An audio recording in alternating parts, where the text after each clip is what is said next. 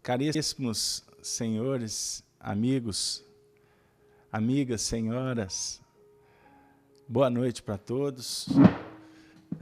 É com muita alegria que estamos de volta para realizarmos o 6º estudo em torno das cartas de Paulo. Para nós é um motivo sempre de muita alegria. Muito obrigado pela participação de todos, pela confiança em nós depositada na realização dessa tarefa dentro do próprio espaço já conhecido, acompanhado por todos vocês nas noites de terça-feira, com o estudo Amor e Sabedoria de Emmanuel.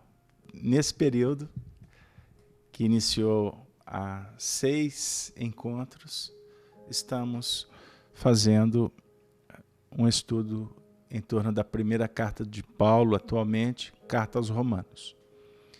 Nesse momento, caríssimos companheiros, eu os convido para realizarmos a oração inicial. Vamos, nesse momento, procurar nos desconectar com o mundo externo. Vamos buscar nos harmonizar com a vida, com as leis que regem o cosmos, com a natureza disponibilizada pelo Senhor, como um colo de mãe expectante que aguarda o surgimento, o carinho, a desenvoltura do filho. Nesse momento, vamos falar e ouvir, intercambiar com o nosso Criador. Vamos, nesse momento, buscar o recurso nos oferecido por Jesus quando aqui esteve entre nós, com a oração conhecida como a oração dominical, o Pai Nosso. Para de alma e coração expressar o mantra sagrado, a poesia que sensibiliza, que desperta, que esclarece, que induz a renovação dos seres. Pai nosso que estais nos céus, santificado seja o vosso nome. Venha a nós o vosso reino. Seja feita a vossa vontade,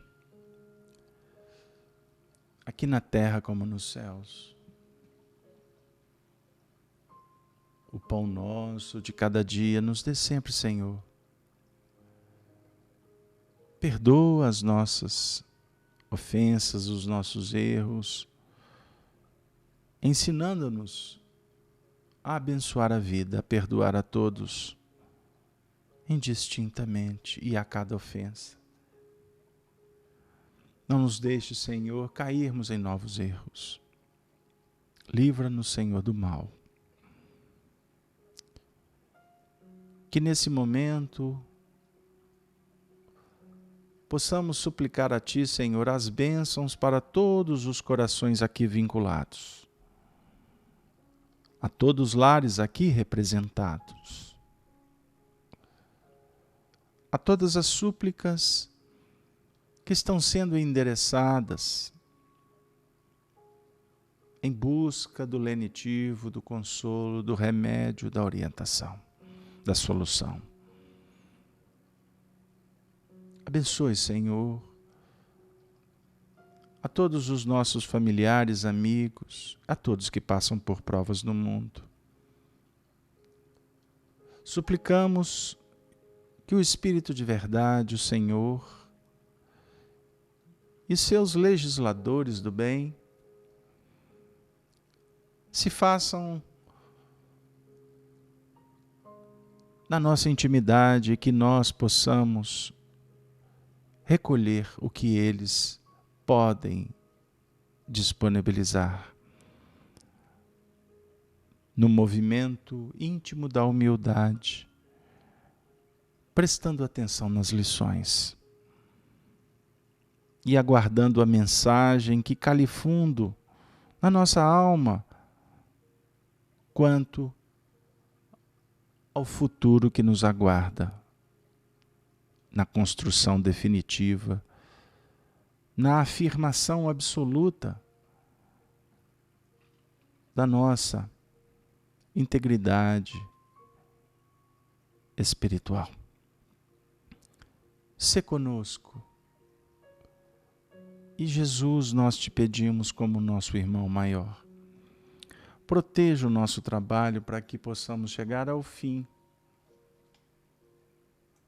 em paz, felizes por tantos recursos distribuídos.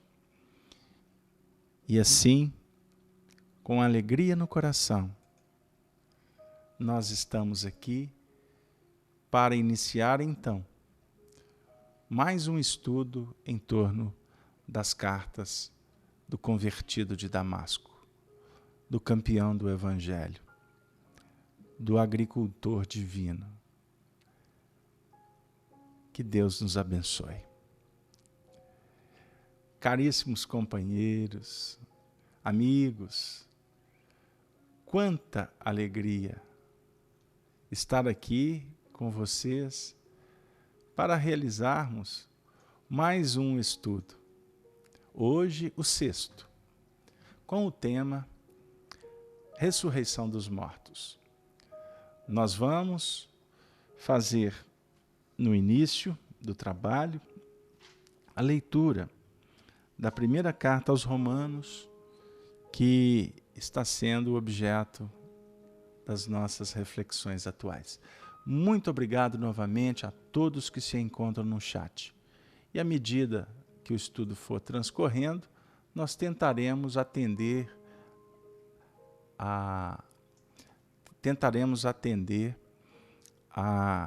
as questões que vão sendo trabalhadas pelo próprio grupo. Vamos lá. Primeira carta de Paulo aos Romanos, capítulo 1. Nós vamos, nesse momento, trazer aqui, nós vamos trazer aqui em primeira mão a leitura. Um grande abraço, eu recebo aqui um comunicado de uma companheira que nos acompanhou durante muito tempo, estava um pouco afastada, a nossa querida Vanessa. Seja bem-vindo, viu, Vanessa? Como a Cleusa, a Helena, o Cláudio, todos que estão no chat. Gostaria de abraçar a todos, mas vamos trabalhando aí devagarzinho. Então vamos lá. Vamos fazer a leitura da primeira carta. Aqueles que não estão com a Bíblia em mãos, eu vou estar disponibilizando aqui nesse momento o texto para a gente acompanhar. Vamos lá. Paulo, servo de Jesus Cristo, chamado para apóstolo, separado para o Evangelho de Deus, o qual antes havia prometido pelos seus profetas nas Santas Escrituras, acerca de seu filho, que nasceu da descendência de Davi, segundo a carne, declarado Filho de Deus em poder, segundo o Espírito de santificação, pela ressurreição dos mortos, Jesus Cristo, nosso Senhor, pelo qual recebemos a graça e o apostolado, para a obediência da fé, entre todas as gentes pelo seu nome, entre as quais sois também vós chamados para serdes de Jesus Cristo. A todos os que estáis em Roma, amados de Deus, chamados santos, Graça e paz de Deus, nosso Pai, e do Senhor Jesus Cristo. Pois bem, vamos, nesse primeiro momento, convidá-los para relembrar um pouco do que nós trabalhamos na última semana, que foi o primeiro versículo. Paulo, servo de Jesus Cristo, chamado para apóstolo, separado para o Evangelho de Deus, o qual antes havia prometido pelos seus profetas nas Santas Escrituras. É muito interessante a gente voltar um pouco no que foi trabalhado na última semana, com respeito àqueles que não assistiram, mas é uma ponte importante para o desenvolvimento sequenciado do trabalho. Então, nós trabalhamos alguns aspectos que a gente pode elencar aqui agora como ponto inicial para a atividade de hoje. Paulo, servo de Jesus Cristo. Então, nós falamos um pouco sobre a apresentação. Primeiro, a identificação. A responsabilidade que o nosso convertido de Damasco chama para si. Sou eu, Paulo, que estou escrevendo a carta. Isso é muito importante, porque é uma tomada de consciência perante a própria intimidade nossa, diante da missão conferida pelo alto. É uma resposta que nós podemos dar à nossa consciência, diante da manifestação indicativa do labor que devemos operacionalizar. Então, ele já logo chama para si esta responsabilidade. Não é? Sou eu, Paulo. Então, somos nós que devemos realmente abraçar a nossa causa, que é efetivamente hoje a nossa busca do aprimoramento espiritual. E é muito interessante, porque, ao mesmo tempo, chamando a responsabilidade para si, se coloca na condição de servidor, servo de Jesus Cristo. Eu vejo uma imagem que é muito conhecida pelos religiosos mais tradicionais, mas que representa um ato importante. O se colocar de joelhos. O se colocar de joelhos, fazendo uma reverência. Reconhecendo a autoridade que vem do alto. E essa autoridade, ela é reconhecidamente concedida ou compreendida como autoridade do Cristo. Eis aqui a serva, disse Maria. Paulo de Tarso afirmou, na entrada de Damasco, no momento da conversão, da passagem tão conhecida por nós, aquela postura de dizer: eis o que queres, Senhor, que eu faça. O que queres que eu faça? Jesus para Paulo disse que ele entrasse na cidade, na rua da direita, que lá tudo seria esclarecido. E ele o fez. Então tem momentos na nossa vida que estamos sendo convidados para compreender a manifestação da vontade do alto. Mas ela, como revelação especial, transcendente, singular, ela vai se apresentando gradativamente, a partir desta condição de servidores que vamos abraçando. Não podemos perder a simplicidade jamais. Não devemos deixar de ouvir a voz do coração e a orientação daqueles que são responsáveis, que têm mais autoridade, amigos, muitos deles encarnados, quanto tantos que estão no mundo espiritual, como nosso mentor espiritual. Todos nós aqui agora estamos envolvidos por seres que amam a cada um de nós de uma forma muito clara. E demonstram isso por nos apoiar, por nos inspirar, por nos chamar a atenção, vez por outra, até nos alimentar com orações, com energias, com estímulos. Eles estão aqui agora. As nossas salas, os nossos ambientes estão povoados de entidades espirituais, eu não tenho dúvida. Não precisa de você olhar para o lado receoso. Sinta, melhor do que olhar. Sinta e adquira a convicção que eles estão nos apoiando, o que efetivamente vai definindo para nós que deveríamos confiar mais na providência divina. E ele também se coloca na condição de chamado para apóstolo. Chamado para apóstolo. E separado para o Evangelho de Jesus. Nós trabalhamos na última semana uma lição do livro Fonte Viva intitulada Apóstolo. Eu os convido a acessar essa obra de Emmanuel, que num capítulo posterior é intitulado Discípulos. Então o Emmanuel, numa lição primeira, fala do apóstolo, depois do discípulo. Ele faz uma diferenciação didática muito importante para a gente entender. Mas, sinteticamente, nós podemos observar o Paulo aqui, escrevendo as epístolas, já entrando num mecanismo do apostolado. Antes disso, ele passou pela etapa do discipulado. Primeiro discípulo para depois apóstolo. O Emmanuel nos chama a atenção que o discípulo é aquele que se coloca na condição humilde de aprendiz. Por isso, busca a conexão, a afinidade com o mestre. Sintonia, afinidade, que se dá por repetição, por práticas, por estudo, pela vivência. O apóstolo já é aquele que representa o mestre. Ele já adquire segurança. Ele já tem a confirmação íntima da missão que está esposando. Então, Paulo aqui já inicia o desiderato dele de escrever as missivas. Portanto, apóstolo. E um apóstolo do Evangelho. Ele foi separado para o Evangelho. Ele foi designado para aquela tarefa muito específica.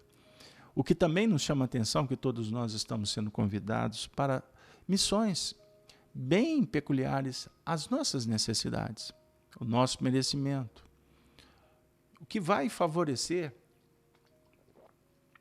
o nosso despertar, o nosso engrandecimento, nosso direcionamento, a nossa libertação de todos os movimentos que nós mesmos empreendemos para nos manter lá atrás na retaguarda. O homem velho, o passado que grita para que a gente não caminhe. Nós temos que nos libertar.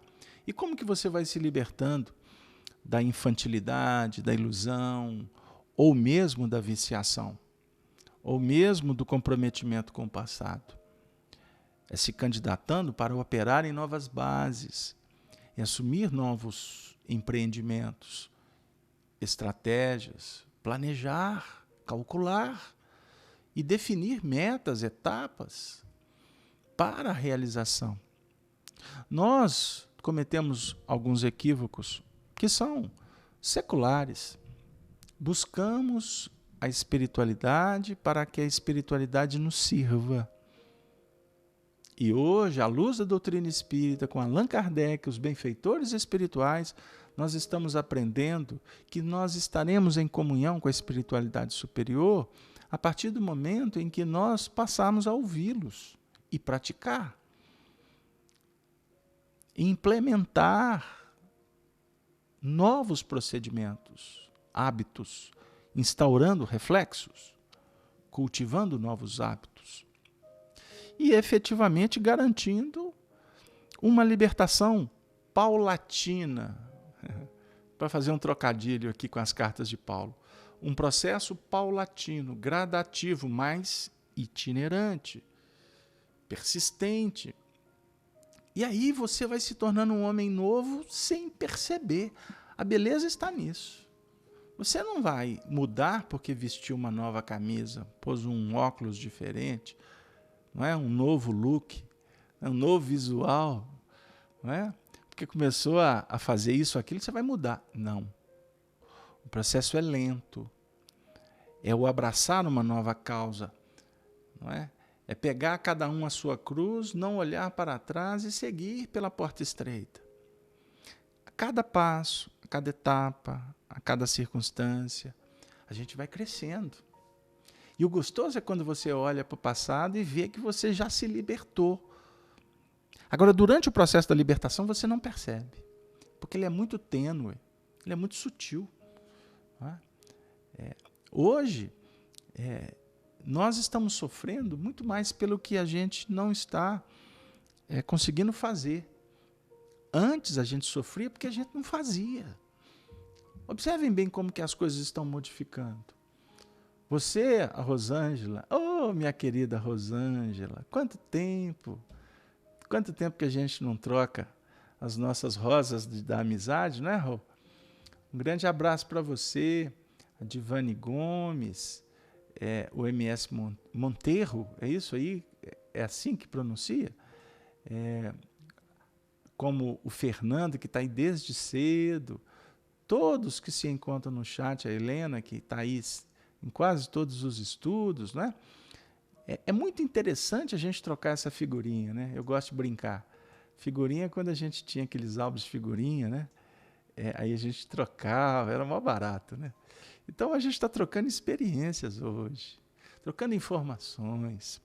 Eis uma maneira exponencial, especial para fortalecermos o movimento espírita. Eu conversava isso com o meu querido amigo Wagner da Paixão ontem.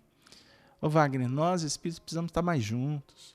Nós precisamos desenvolver tarefas que possam ser cada vez mais produtivas. Isso é valioso para todos nós. A gente fica muito distante. Cada um tem a sua missão, cada um tem o seu núcleo de atendimento, tem aqueles que trabalham no passe, na exposição, na mediunidade, na liderança, no anonimato, na evangelização.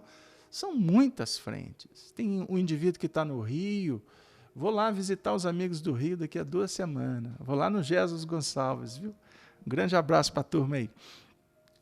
Minas, São Paulo, Rio Grande do Sul. Temos aqui a Cleusa, que está lá em Portugal, né? A Rubenita, que está na Bélgica. Cada um vibrando num espaço muito especial que foi designado pelo Senhor. Mas nós precisamos estar juntos. Nós precisamos, de alguma forma, estarmos trocando, encontrando, fazendo eventos juntos, não é? Inclusive para que a gente possa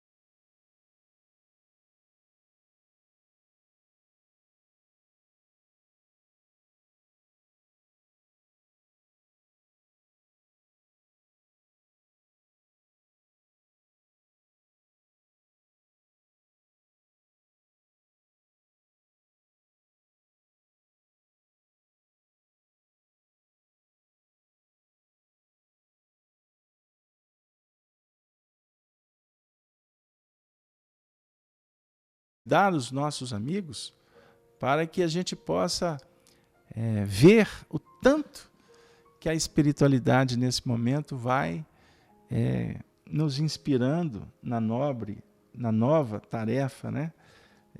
que a vida nos concede nessa atual reencarnação. Então, meus amigos, eu gostaria de também relembrar que no versículo 2 nós trabalhamos o qual antes havia prometido pelos seus profetas nas Santas Escrituras. Aí nós falamos da revelação. A condição de que as Escrituras estabelecem um projeto espiritual para a humanidade, como as Escrituras também movimentam projetos para cada um de nós. Convidamos os nossos amigos a refletir sobre o planejamento espiritual, a reencarnação. As obras de André Luiz são pródicas de elementos que favoreçam esse nosso entendimento. Então vamos lá. No versículo 3, acerca de seu filho que nasceu da descendência de Davi segundo a carne, declarado Filho de Deus em poder, segundo o Espírito de santificação pela ressurreição dos mortos, Jesus Cristo nosso Senhor. Acerca de seu filho que nasceu da descendência de Davi. A princípio, esse seu filho pode suscitar algumas reflexões que precisam de ser trabalhadas com cuidado por todos nós. A profecia do Filho, Jesus Cristo, o Messias, aquele que representa o futuro de toda a humanidade. O Filho do homem foi profetizado. E profetizado dentro de um mecanismo, de uma descendência advinda do rei Davi. Então existe toda uma ambiência que favorece, toda uma etapa, todo um ciclo, toda uma cadência, toda uma construção genealógica, mas não nos prendamos na genealogia em nível biológico. Mas vamos refletir sobre a árvore genealógica em nível espiritual. Por isso, nós vamos, quem sabe um dia, trabalhar aqui com vocês um pouco do símbolo da geração de Jesus Cristo, filho de Davi. Aí nós temos que fazer uma remontagem ao Evangelho de Mateus, no seu capítulo 1, que no primeiro versículo diz assim: livro da geração de Jesus Cristo, filho de Davi, filho de Abraão. Porque Abraão gerou Isaac, Isaac gerou a Jacó, Jacó gerou a Judá e a seus irmãos. E aí vem, toda a escala. Eu não vou ler toda, mas até que cheguemos no versículo 15, e Eliúde gerou a Eleazar, e Eleazar gerou a Matã, e Matã gerou a Jacó, e Jacó gerou a José, marido de Maria, da qual nasceu Jesus, que se chama o Cristo. Então aqui nós observamos toda uma cadência, todo um processo cíclico. Então, nós temos aqui 16 versículos de Mateus, que não está historiografado a árvore genealógica de Jesus apenas para registrar a história judaica, não é? Os pais de Jesus, no sentido dessa cadência das tribos, das descendências, não é? Até chegar na descendência daquele que se tornou unigênito com Deus. Não é? Ele era o primogênito de Maria, mas na sua expressão crística ele se torna unigênito, uno, num intercâmbio soberano com Cristo.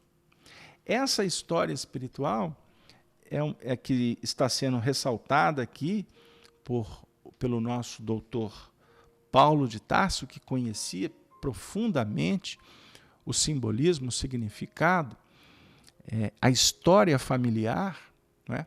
As tradições, ele conhecia isso. Então ele não coloca esse ponto, esse registro, de uma forma aleatória, sem sentido. traz muitas reflexões para nós. Muitas, muitas, muitas. Nesse momento atual de transição planetária, desse contexto que a espiritualidade tem trabalhado, e eu gosto de registrar a data, hoje é dia 7 de junho do ano de 2016. 2016. Não se assustem. E é óbvio que eu estou falando assim para os desencarnados, né? Porque os encarnados todos sabemos que hoje é dia 7 de junho de 2016. Mas eu quero dizer o seguinte, que nesse momento, aqui na Terra, nós estamos vivendo um processo tão complexo, e eu gostaria de chamar a atenção dos amigos estudiosos para que a gente possa estarmos atentos ao motivo de estudarmos aqui as Escrituras. Por que a doutrina espírita está favorecendo para que a gente volte no tempo? Para que a gente estude as cartas de Paulo, por exemplo. No momento de contradições, no momento de profunda insegurança que vive o homem, aonde cada vez mais existe um movimento que insiste em enaltecer o exibicionismo,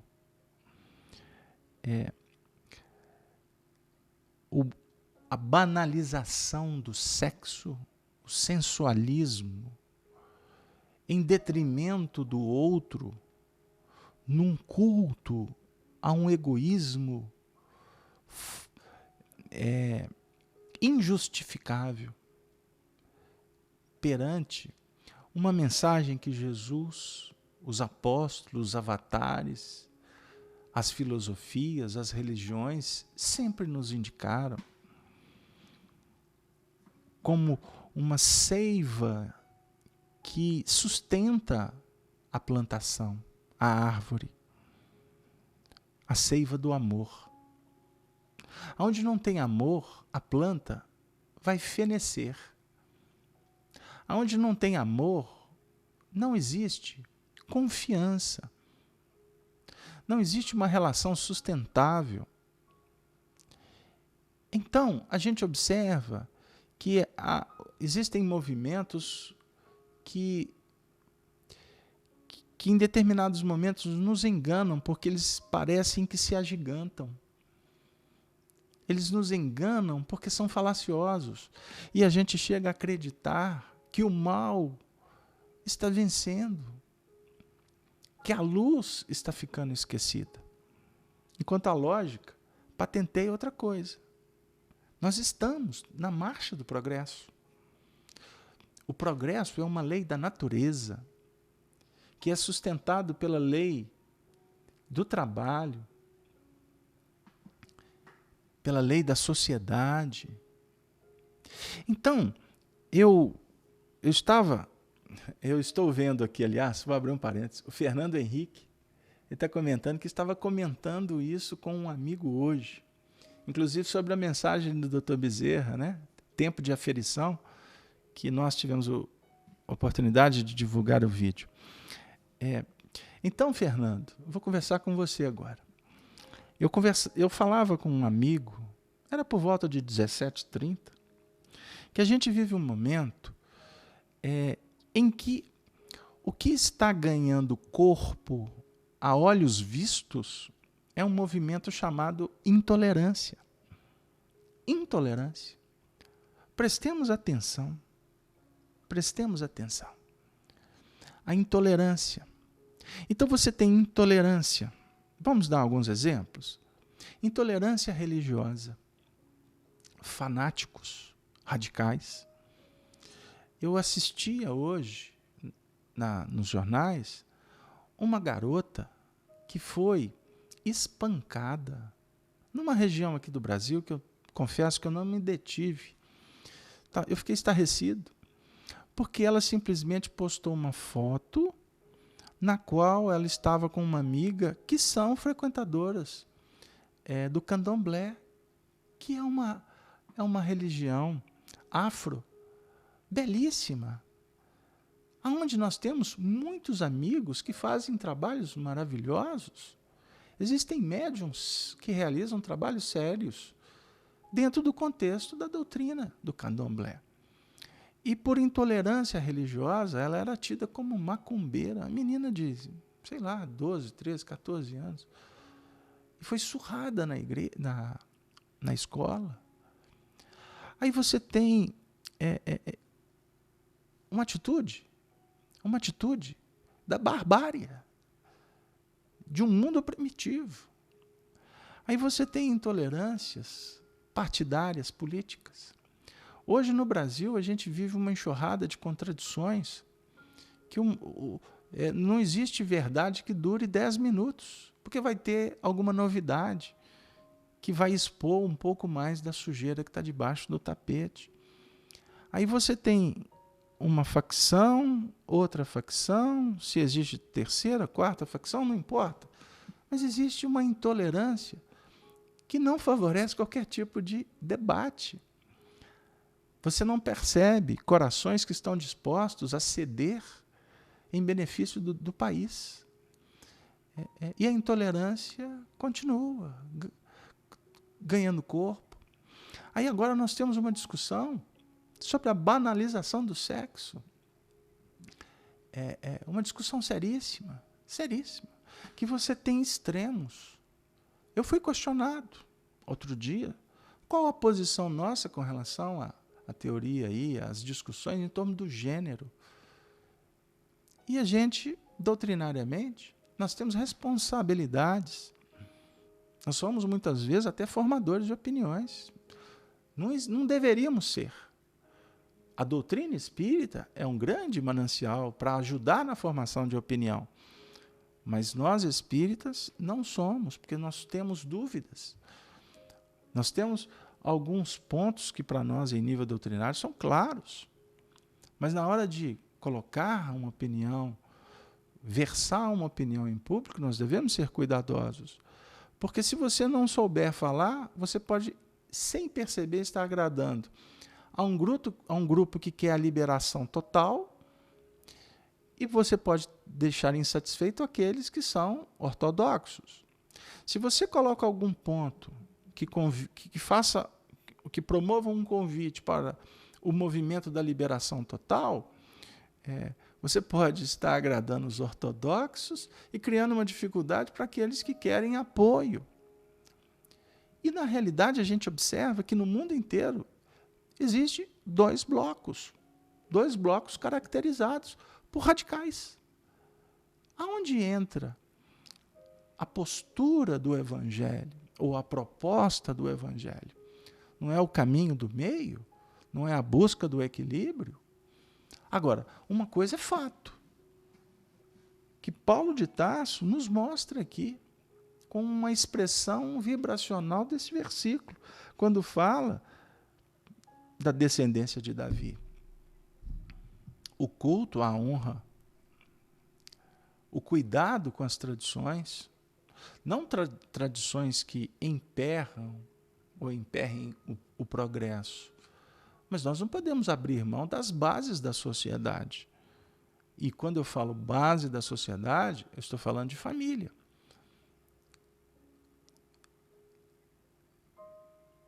Nós estamos falando de família. Nós estamos falando de papai e de mamãe. Eu estou falando de meu filho e de minha filha. Eu estou falando de meus primos e de minhas primas. Eu estou falando da minha sogra e do meu sogro. Eu estou falando do meu genro e da minha nora. Eu estou falando da minha tia e do meu tio. Eu estou falando de fraternidade entre os corações. Eu estou falando de netos, de bisnetos. E aí vai. Eu não posso abrir mão. A sociedade não pode se descuidar da história. Senão nós vamos perder a referência. Então, são temas que devemos tratar com muito carinho. Existem desvios, existem patologias. Existem alguns assuntos que existe uma insistência em tratar como assuntos que sejam naturais e que precisam ser cuidados como assuntos que precisam de um aprofundamento, jamais precipitação. Eu não sei se está dando lá. E eu vejo no próprio movimento espírita tendências para um lado, um extremo, e tendências para um outro extremo. Aonde está Jesus? Aonde nós podemos encontrar as cartas de Paulo como notas de referência, de orientação para esse caminho do meio? Então, cuidado, porque o que não é natural, não adianta forçar para que se torne natural. O que está em desassociação com a harmonia interior, não adianta rotular como pontos fechados para, na base da força, se tornar ou ir para um lugar comum. Vamos com calma, inclusive para respeitar as eras, as gerações que vão se modificando. Eu sou pai. Nós temos aqui educadores que estão estudando Evangelho conosco. Qual a orientação que nós vamos dar para os nossos filhos? Que vão precisar de pontos, no caso nosso, doutrinários evangélicos, que sejam esclarecedores, para que eles possam se posicionar diante das dúvidas que eles vão encontrar nas escolas, nas universidades, nos debates públicos, que, diga-se de passagem, estão aterrorizando. Porque se aonde não há fraternidade, não existe democracia. Existe anarquia. Então nós não podemos ficar discursando sobre democracia, esquecido da igualdade e esquecido da fraternidade. Porque senão nós incorremos num erro cometido há 220 anos atrás. Em nome da igualdade, da liberdade, da fraternidade, nós instituímos a Inquisição. Nós outorgamos a guilhotina, nós autorizamos e nos tornamos ou adotamos comportamentos que antes eram repúdio para nós, inclusive entre nós mesmos revolucionários. Nós cometemos os mesmos erros. Então, a ascendência, a descendência, é um fluxo, é um refluxo que estabelece a ascensão e a queda, a subida e a descida, a troca, o intercâmbio de valores, de experiências, de vibrações espirituais. Então, aonde não há harmonia, não há equilíbrio. E eu vou repetir. Onde não existe fraternidade e respeito, democracia é papo de político. É papo para justificar os desvios, as adulterações, o que vai configurar o próprio processo instaurado em muitas repúblicas, em muitas ditaduras na história que caíram por terra. A corrupção, a falácia, o egoísmo. Declarado Filho de Deus em poder segundo o Espírito de santificação. E a santificação pela ressurreição dos mortos, Jesus Cristo, nosso Senhor. Aí a gente chega na metade do tempo, numa reflexão que a gente gostaria de promover. Não sei se a gente consegue fechar hoje. Ou abrir hoje para não fechar jamais, né? Declarado Filho de Deus. Essa declaração se dá a partir da autoridade. Em poder. E em poder segundo o Espírito, não é segundo a carne. o espírito de santificação. Qual é o espírito de santificação? Qual é o espírito de santificação? Rapidamente, o espírito de santificação, nós trabalhamos na última semana, quando nós trouxemos algumas leituras da codificação. Estão lembrados? Então nós lemos os prolegômenos. Nos prolegômenos, nós temos aqui a atuação dos espíritos para a realização da obra. Qual obra? O esclarecimento da humanidade. E o esclarecimento da humanidade, ele está sintetizado, me desculpem porque não estava no script, na mensagem do Espírito de Verdade. A síntese esse texto representa para nós, que é o prefácio do Evangelho segundo o Espiritismo, um dos textos mais emblemáticos, composto de 4 parágrafos, mas tem uma significação única. O Espírito de santificação. Os Espíritos do Senhor, que são as virtudes dos céus. Esse é o Espírito de santificação. Os Espíritos do Senhor, que são as virtudes dos céus. Qual o imenso exército que se movimenta ao receber as ordens do seu comando. Espalham-se por toda a superfície da terra e, semelhantes a estrelas cadentes, vêm iluminar os caminhos e abrir os olhos aos cegos. Esse é o Espírito de santificação. Eu vos digo em verdade que são chegados os tempos em que todas as coisas hão de ser restabelecidas, no seu verdadeiro sentido, para dissipar as trevas, confundir os orgulhosos e glorificar os justos. Então, até voltando na reflexão de alguns minutos atrás, contra esse momento que vivemos de contradições, de lutas, de intolerância, de liberalidade, de uma consequência de um investimento de décadas, que é o esfacelar a família, as instituições. Nós estamos pagando o preço de muitas décadas, que o materialismo agiu de uma forma extremamente sutil. Por isso que muitas instituições seculares estão em franca derrocada. Observem o que está acontecendo no nosso país. Eu estou falando do Brasil porque eu tenho que dizer do Brasil. Porque nós estamos a anos-luz de distância de muitos procedimentos que caracterizam o mundo regenerado. Então, tudo isso representa o quê? A verdade, por incrível que pareça.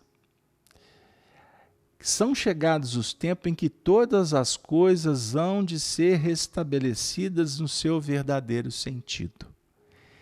Então, muitas vezes, a crise, esses absurdos que qualquer mente lúcida, não precisa ter muito conhecimento, não. Qualquer mente lúcida percebe na sociedade, são frutos teratológicos. Frutos teratológicos de milênios de viciação, que se manifestam através de almas indefesas, entre aspas, sem nenhuma noção do perigo, e que no modismo muitas vezes se torna instrumento, para não dizer marionete, para estabelecer o caos. Então eu disse há pouco tempo, a cada 10 minutos lá no Planalto, você fica sabendo de mais coisas que estavam debaixo do tapete. Tem muita gente que está em pânico. Sabe quem está em pânico, na verdade? É quem está sintonizado com a balbúrdia. É quem está com dificuldade de dormir à noite. Porque, de alguma forma, está preocupado de perder a honra, de perder aquele emblema de santo, de intocável. Não sei se deu lá. Porque para as hostes superiores está tudo certo. Porque a treva se ajusta com a treva. Certa feita, Chico Xavier contou para um amigo, dividiu com um amigo um pensamento de Emmanuel.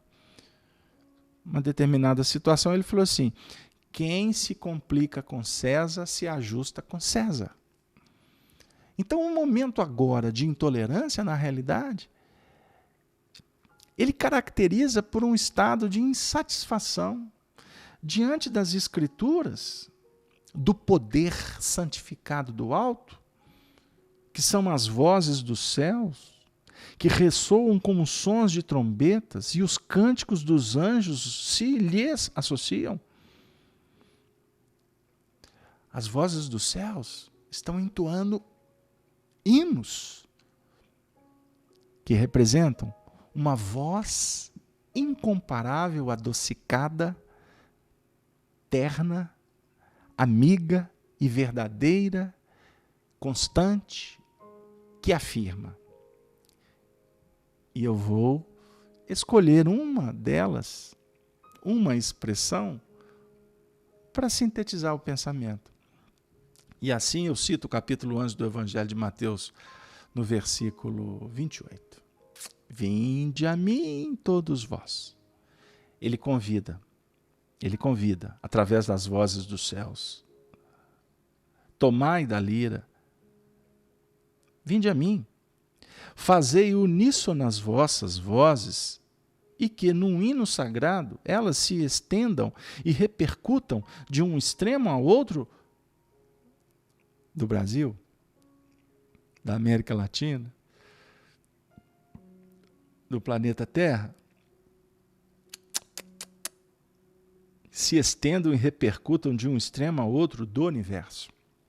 Homens e irmãos a quem amamos, aqui estamos junto de vós, amai-vos também uns aos outros e dizei do fundo do coração, fazendo as vontades do Pai que está no céu, Senhor, Senhor, e podereis entrar no reino dos céus. Vamos ficar por aqui, porque senão eu vou dar uma volta lá em Júpiter e não consigo trabalhar a essência proposta. Então, eu vou citar apenas aqui um comentário do Fernando, para continuar, que está dizendo assim, ele escreveu aqui para nós. Obrigado, viu, Fernando?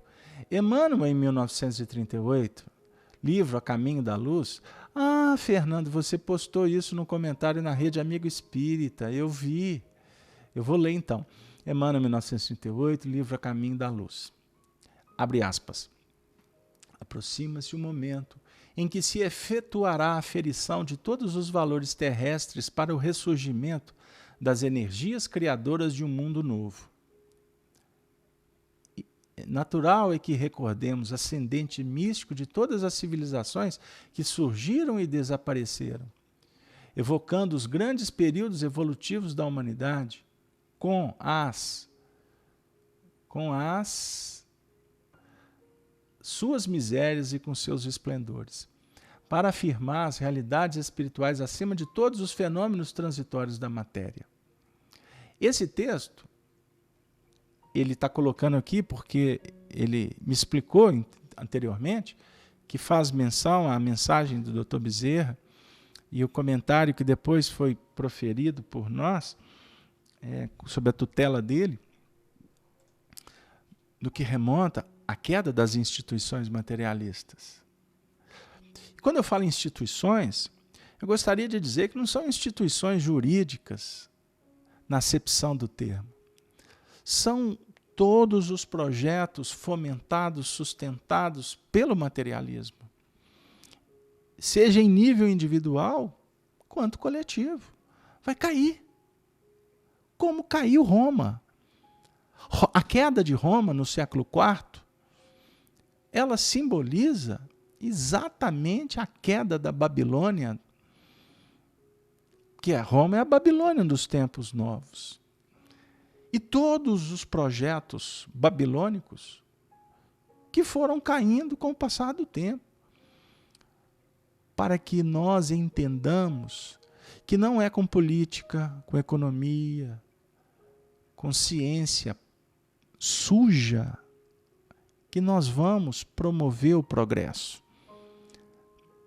A marcha do progresso é inexorável e ela está sobre os auspícios de uma lei divina chamada justiça, misericórdia. Esta é a plenitude do Evangelho. Para muitos, o Evangelho é proposta para religioso. Mas nós temos que começar a pensar, sentir, refletir o Evangelho como uma filosofia científica de alta expressão educacional. Por isso, devemos honrar a história para não repetir os erros. E eu digo, me perdoem pelo próprio viés de trabalho nosso, de ficar historiografando, remontando o passado. E eu faço isso, me descobri dentro do movimento espírita nesse contexto também. Eu não consigo falar de qualquer assunto doutrinário sem associar história e matemática. E quando eu falo matemática, é a lógica de todos os processos da química, da biologia, da psicologia, da sociologia, da pedagogia, e etc, etc, etc. É matemática. Nós temos que ver coerência. Mas não é pragmatismo, não é retórica de intelectuais.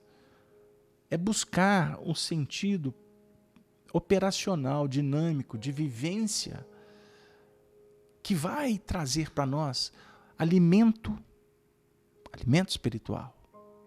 Alimento espiritual, meu amigo, você conquista todo dia. Seus esforços, seus sonhos, suas alegrias. O fruto do seu investimento, isso é alimento espiritual. Amor. Deu aí? Proteção. Eu digo, você quer respaldo? Pratica o bem, desinteressado. Desinteressado. Então vai uma dica para os meus amigos expositores espíritas, que eu conheço muitos, que não são vinculados a uma casa espírita, a uma tarefa de assistência social, de envolvimento com a dor. Sabe o que vai estar acontecendo, meu amigo? Você pode dizer, não, meu compromisso não é esse. Sem problema. Continue na biblioteca e na exposição doutrinária. Você está contribuindo. Todos que estão vibrando no bem estão contribuindo, não tem dúvida. Até para a mudança da psicosfera. Mas vai chegar um tempo que você vai verificar o tanto que faz falta. E muitos de nós estamos, talvez, nos candidatando amanhã a ter que ficar internado no hospital. Seja porque enfermos estaremos, ou porque teremos que cuidar das nossas próprias mazelas, cuidando das mazelas dos outros. Respaldo espiritual é na prática. Você não adquire aqui, e muito menos com os holofotes, a bajulação, que circunvolve e enganam os incautos, aqueles que se alimentam da vaidade. Todos somos vaidosos, todos. Mas se alimentar dela é complexo. E inclusive causa intolerância, até para ouvir a verdade. Desculpe, vamos brincar com as palavras. Vamos usar de uma didática que possa ajudar, inclusive a nós mesmos. Porque quando eu não tenho paciência para ouvir, amigo, tem algo de estranho. Na metodologia do ouvir.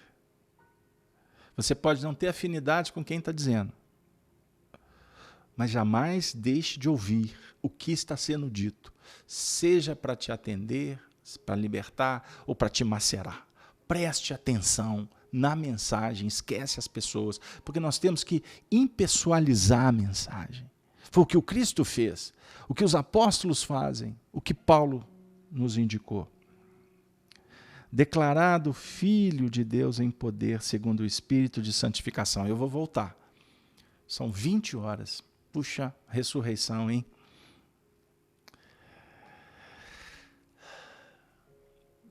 Deixa eu buscar na memória. Pedir ajuda aos amigos. Capítulo 17 do Evangelho de João. É um dos capítulos mais extraordinários de todas as Escrituras. É a prece que Jesus faz para o Senhor, prece endereçada aos Espíritos, os seus discípulos. É um hino, é uma poesia de uma beleza que valeria aqui anos de estudo só em torno dessa prece. Capítulo 17 de João. E em meio à prece tem um versículo que ele diz assim: Pai, não vos peço que os tire do mundo. Pai, rogo-vos que os tire, que os livre do mal. Do mal. Se ele pedisse para que Deus tirasse o discípulo do mundo, estaríamos tirando a escola, o caderno, o lápis. Estaríamos tirando a oportunidade dele fazer a prova, dele ser verificado. É como se numa oficina a gente tirasse todas as ferramentas e deixássemos o trabalhador olhando para as paredes. Não, ele precisa. Todos nós precisamos do mundo. Por quê? No mundo que a gente aprende a vencer os atrativos enganosos do mundo, que são alimentados por nós mesmos. Pai, não vos peço que os tire do mundo, mas que os livre do mal. Aí ele diz, ele recita o verso: Senhor, santifica-os na verdade. Não vos peço que os tire do mundo, mas que os livre do mal. Pai, santifica-os na verdade. A verdade é a tua palavra. A tua palavra é salvação. O espírito de santificação, ele é orientado pelo Espírito de Verdade, que propõe santificação. Fora da caridade não há salvação. Ponto. Fora da caridade não há salvação. Santifica-os na verdade. Abençoa-os, Senhor, na aplicabilidade da verdade. Porque a verdade, ela vai se agigantando quanto mais você se aproxima dela. Quanto mais você vai identificando, se sensibilizando, compreendendo, eu posso dizer que ela se agiganta porque ela se distancia. Você nunca vai se dar por satisfeito. O momento atual, Fernando, aproxima-se o tempo em que se efetuará a aferição de todos os valores terrestres para o ressurgimento das energias criadoras de um mundo novo. O tempo da aferição, sabe quando ele iniciou, amigo? No dia 18 de abril de 1857. Sabe quando que vai acabar? Nós temos aí 1 milênio pela frente. Aferição, hein? Aferição. Então nós entramos no processo, no período da regeneração, que é um período curto, em se comparando com o projeto de prova e expiação e o projeto do mundo ditoso. Só que nós não podemos trabalhar de uma forma finalística um procedimento que requer milênios de aprendizado. Milênios de aprendizado. O primeiro hominídeo que pisou na Terra foi há 4,5 milhões de anos.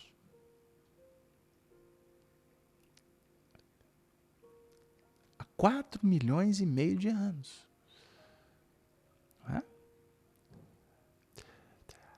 O Homo sapiens está aqui há 200 mil anos. Observe. Nós nos intercambiamos com um homem de Neandertal, que estava aqui, olha para vocês verem, há 1 milhão de anos, que se intercambiou com o Homo erectus, o habilis, o Australopithecus, que foi o primeiro. São intercâmbios. Então, os hominídeos os primitivos, os primários, foram cedendo lugar para o Homo sapiens de hoje, que cederá lugar para o homem espiritual do amanhã. Então, não esperem acontecimentos que vão se dar num curto período de tempo. A gente fica vendo a turma aí querendo pôr data. Isso é o maior engodo que existe. Isso é o maior equívoco que se comete com os ciclos planetários proposto lá na antiguidade, que Allan Kardec traz de volta e faz um estudo sobre eles no livro A Gênese, que Emmanuel trata-os no livro A Caminho da Luz, nos períodos de 24 a 28 mil anos. Observemos bem. Vocês querem fazer contas? Vamos estudar lá na quinta-feira Apocalipse, porque senão eu vou desviar demais o foco. Mas nós estamos fechando uma etapa. E vai abrir uma outra, de 25 a 28 mil anos. Olha, para vocês verem que interessante. O que está escrito no Livro dos Espíritos? Quando é que surgiu Adão? É em torno de 4 mil anos antes de Jesus. Olha que interessante. 4 mil anos, com mais 2 mil anos, 6 mil anos. Então, quando Adão, ou essa era de Adão, que é simbólica, porque Adão é a raça adâmica. Não é? A raça adâmica começou a chegar aqui de uma forma efetiva. Então, nós podemos dizer que nós estamos no último dia de uma semana de 7 mil anos. Porque foi 4 antes de Jesus, 2 com Jesus, e nós estamos entrando no 7º dia de uma semana de 7 mil anos. Porque Pedro afirma que o dia do Senhor é 1000 anos. Então, uma semana do Senhor são 7 mil anos. Num mês, um mês são 28. 7 vezes 4, 28. Então, qual que é a história da civilização conhecida? Emmanuel, por exemplo, cita no livro A Caminho da Luz. Né? Então, nós podemos trabalhar aí com 28 mil anos. 28 mil anos. Nós vamos partir para mais 28 mil anos e tem gente falando de data limite. Ora bolas, é brincar de doutrina espírita. E ainda imputar assuntos em corações que jamais se aventuraram a falar o que não tinha certeza, como Chico Xavier. Vamos tomar cuidado, porque nas boas intenções o indivíduo fica inebriado e solta aí aberrações e o povo divulga. E a gente comete erros que comprometem a doutrina, não, o movimento espírita. Porque no movimento espírita a gente observa que existem intolerantes. Lembram que a gente está falando dos intolerantes lá fora? No movimento espírita existe intolerância. E o nosso papel aqui é debater, mas não se debate. Alguém inventa uma história e solta, sem nenhum cuidado em reunir, em discutir se é viável, se não é viável. Meu Deus, eu convivi com Arnaldo Rocha. Arnaldo Rocha é autoridade. É autoridade. Arnaldo Rocha me contando. Quantas vezes? Estamos completando 10 anos do livro Chico de Atos e Recordações e eu tenho brindado o movimento espírita com histórias, com documentos. Porque eu não vivo de alguma coisa me diz, alguém falou. Não, tem documentos. E nesses documentos, a gente tem tanta comprovação, por exemplo, de um cuidado de um Chico de Emmanuel. O Emmanuel, no mundo espiritual, muitas vezes voltava atrás com os seus projetos, porque percebia que podia causar um problema aqui na Terra. Organizei um livro que vai ser publicado pela Federação Espírita Brasileira, intitulado Prefácios de Emmanuel. Eu reuni todos os prefácios de Emmanuel num livro só. Um desses livros, um livro de Antônio Lima, que foi presidente da União Espírita Mineira, nossa casa máter aqui em Minas, falando sobre a vida de Jesus, pediu a Emmanuel para prefaciar. E o Emmanuel vai falar no prefácio que no mundo espiritual existem polêmicas, como polêmicas existem na Terra. E que lá no mundo espiritual eles procuram trabalhar os temas mais delicados com a prudência e com a fraternidade que o Evangelho propõe. Então, por que nós aqui na Terra não temos que ter esse cuidado? Pelo contrário. Então, como que nós vamos falar de morte? Como nós vamos falar de ressurreição dos mortos? Jesus Cristo, nosso Senhor? Sem refletirmos sobre esse espírito de santificação.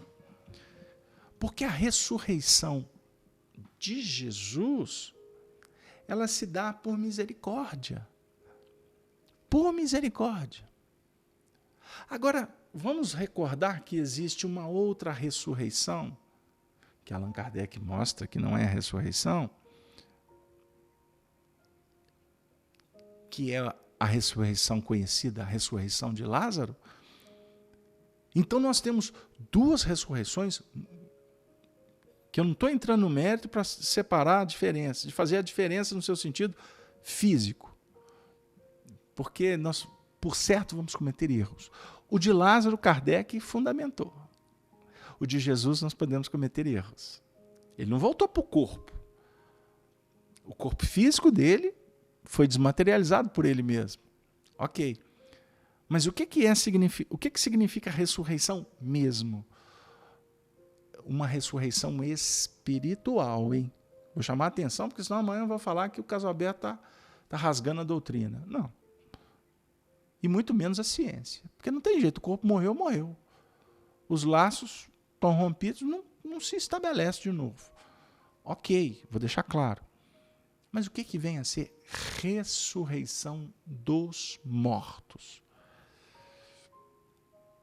Para atingir a ressurreição de Jesus, é plenitude. Plenitude. A mensagem da ressurreição de Jesus é como diz Emmanuel, aliás, não é Emmanuel, com autorização de Emmanuel, Humberto de Campos, no livro Boa Nova, trata a ressurreição de Jesus como a seiva fundamental do cristianismo. As cartas de Paulo são todas alusivas à ressurreição de Jesus. Não tenha dúvida. Porque a ressurreição dele foi a marca da vitória do Espírito sobre a morte. Por isso que Emmanuel fala que Jesus é o campeão do túmulo vazio. Por isso o Chico narrou, descrição de Emmanuel, sobre as tradições do mundo espiritual, que Jesus, por vontade própria, desmaterializou o corpo, para que os homens não ficassem cultuando o corpo dele. Deus é espírito. Ele é espírito. A mensagem é espírito. Portanto, devemos adorar em espírito e verdade. Foi o que ele disse para a mulher samaritana no capítulo 4 do Evangelho de João. Como que nós podemos falar então de ressurreição sem esse espírito de santificação que a doutrina espírita aponta para nós? E santificação, portanto, é a sublimação. É a sublimação. A ressurreição espiritual, ela se apresenta como aquela nota de uma libertação definitiva. É a associação da filosofia, da ciência e da religiosidade cósmica. Esta é a seiva. Vitória, autoridade, confirmação da promessa. Eu voltarei para vós. Eu voltarei para vós. Não vos deixarei órfãos. Como que ele volta? Ele ressurge no terceiro dia. Ressurge no terceiro dia. E subiu aos céus. Está sentado à mão direita. Aí vem o credo, né? Que, diga-se de passagem, é uma oração belíssima. Se a gente faz uns ajustes espíritas nela, ela se torna toda uma trajetória do espírito a caminho da sublimação. Vocês querem que eu me recorde? A patrística. Os pais da igreja, século III. Vocês estão lembrados do credo? Né? Então, para você pensar. Quando terminar o estudo, você vai lá no credo e vai observar. Não é toda uma trajetória. Creio em Deus Pai. Estou sendo auxiliado aqui pelo sacerdote amigo. Creio em Deus Pai Todo-Poderoso, Criador do céu e da terra. Creio em Jesus Cristo. Olha para vocês verem. Eu vou fazer eu vou falar, vou no literal. Depois eu volto ajustando. Creio em Deus Pai Todo-Poderoso, Criador do céu e da terra. Creio em Jesus Cristo, seu único Filho, nascido de Maria, padeceu sobre Pôncio Pilatos, foi morto, crucificado, ressurgiu, desceu à mansão dos mortos, ressuscitou ao terceiro dia, subiu aos céus, está sentado à direita de Deus Pai Todo-Poderoso, de onde há de vir julgar os vivos e os mortos. Puxa vida, fui lá no século III. Mas olha para vocês verem, que extraordinária lição. O Pai, e disse Deus, haja luz, o Pai Criador, Todo-Poderoso, Jesus Cristo, seu único Filho, não é único no sentido de que ele é o único Filho de Deus. Único no sentido da unção, da comunhão, da interação. Eu e o Pai somos um. Eu e o Pai somos um. A mente de Jesus reflete o pensamento de Deus sem nenhuma alteração. Porque a sua mente reflete luz. A posição da sua mente, a sua vontade que determina. Luz ou treva, você que escolhe aonde o espelho vai refletir. A posição de Jesus é única, ela não oscila, como a dos médiuns, como a nossa, espíritos inferiores, que posicionamos o espelho para o céu, posicionamos para o inferno, que está aqui dentro. Pegaram lá? E nasceu de Maria. Maria. Dentro de toda uma história, Maria e José. Olha aqui, gente, como que o estudo encaixa perfeitamente. Olha que beleza. Eu estou aqui admirado com o tanto que os Espíritos estão nos ajudando nessa noite. Maria, o sentimento sublimado. Maria é a Eva. É a Eva. Já numa base extraordinária. A Eva que caiu, a Eva que sublimou. Adão e Eva estão aqui dentro. Maria está aqui dentro, querendo nascer. Mas a gente ainda prefere a Eva. O sentimento que se conspurca, que sintoniza com a serpente. Maria. E depois do nascimento existe a vida. A vida é um grande testemunho. E ele padeceu sob Pôncio Pilatos. Quem era Pôncio Pilatos?